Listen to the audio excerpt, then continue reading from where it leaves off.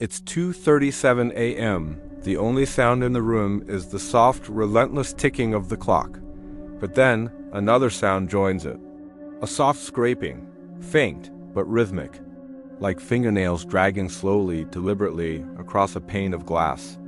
Mia's eyes flutter open, adjusting to the oppressive darkness. Across the room, her antique mirror seems to glow. A faint ethereal light emanates from its surface. "Hello?" she whispers, her voice barely a tremor in the silence. The room holds its breath. Nothing. And then the reflection's head turns. Just a fraction of a second before Mia moves her own. Her breath catches in her throat, a knot of pure ice forming in her stomach.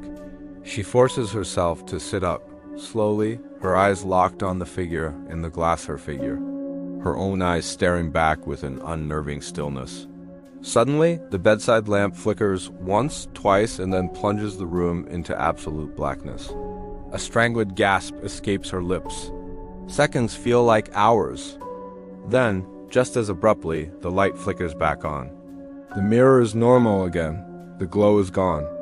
The reflection is just a reflection, perfectly mimicking her terrified posture. Mia presses her trembling hands to her face, her skin cold and clammy. "It was just a dream," she whispers, trying to convince herself. It was just a dream. Morning sunlight pours through the window, a cheerful, unwelcome intrusion. The sound of birds chirping outside feels like a mockery of the night's terror. Mia stands in her kitchen, the rich aroma of coffee doing little to calm her afraid nerves. She stares at her laptop screen, at her friend Emma's face on the video call. "I'm telling you, Emma," Mia insists, her voice strained. "There's something wrong with that mirror. I swear it moves when I'm not looking. It watches me." Emma, ever the skeptic, rolls her eyes. "Mia, you're sleep deprived. It was a nightmare. If it's freaking you out that much, just get rid of it." Problem solved. Mia shakes her head, a strange determination hardening her features. "No, not yet. I can't. I need to know if I'm going crazy or if this is real. I'm going to record it tonight. I need proof." Emma sighs, a look of pity on her face. "You're actually going to film an empty room all night?" "Mia, you're officially crazy." A small, humorless smile touches Mia's lips. "Maybe," she says softly, "but at least I'll finally know." That night, the atmosphere in the bedroom is thick with anticipation. Mia meticulously sets up her phone on a small tripod, positioning it on her dresser to face the mirror directly. She checks the frame, adjusts the small ring light to cast a dim, even glow, and hits record. The red light on the screen is a tiny, watchful eye. Taking a deep breath, she gets into bed, pulling the covers up to her chin. She forces herself to lie still, her heart thumping against her ribs like a trapped bird. For a long time, there is only silence, punctuated by the soft, rhythmic sound of her own breathing. 1 hour passes, then 2. At precisely 2:58 a.m., the phone's highly sensitive microphone begins to pick up a new sound. A low, almost subsonic hum. A vibration that seems to thrum through the very air in the room. It's almost like someone is whispering, their lips pressed directly against the microphone, their words lost in the distortion. On the screen, in the reflection, Mia's body begins to move. But the real Mia, the one lying in the bed, remains perfectly still, lost in sleep. Her reflection rises from the bed with a silent, unnatural grace. It glides forward, not walking, but flowing toward the surface of the mirror.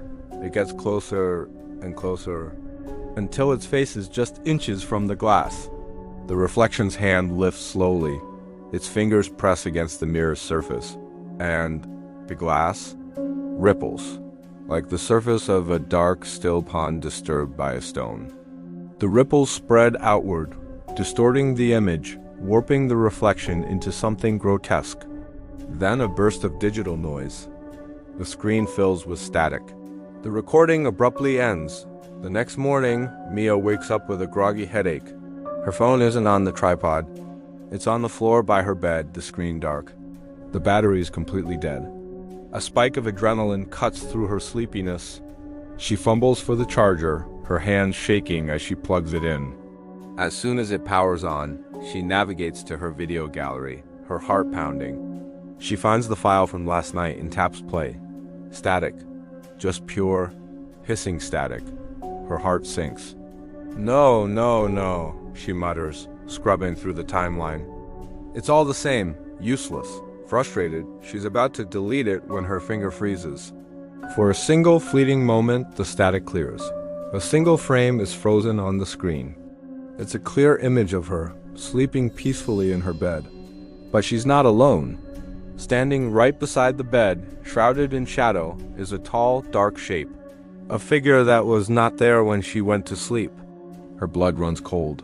A wave of nausea washes over her. She slowly, so slowly, lifts her head and turns toward the mirror. Her breath hitches. It's been moved. Sometime during the night, the heavy antique mirror has been angled slightly. It's no longer facing the wall straight on. It's now tilted perfectly, facing her bed directly, facing where she is sitting right now. I didn't move you, she whispers into the silent room. There's no response.